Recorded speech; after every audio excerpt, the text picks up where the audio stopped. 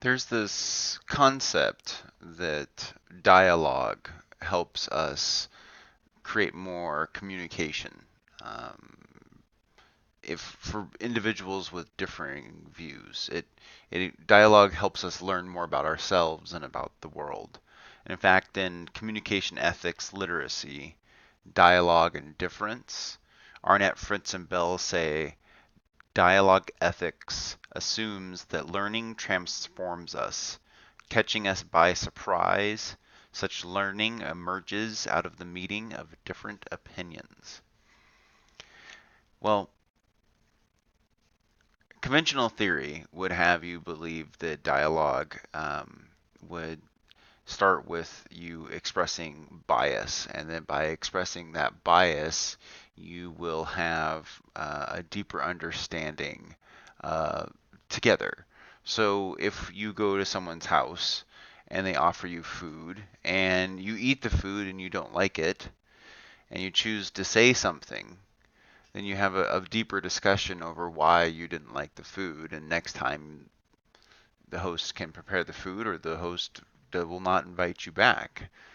Whereas instead, you go over and you instead have this meal that you don't like and you pretend to eat it anyways. That's the difference between dialogic and non-dialogic conversation. So in that spirit,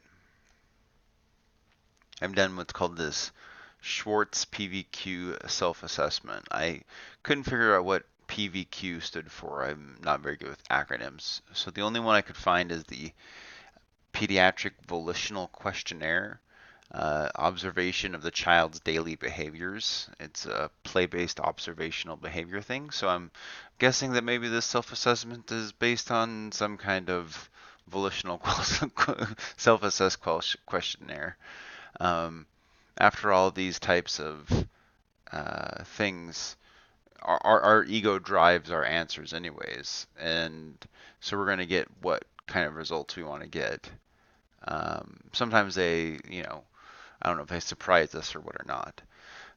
So in order to drive dialogue deeper and,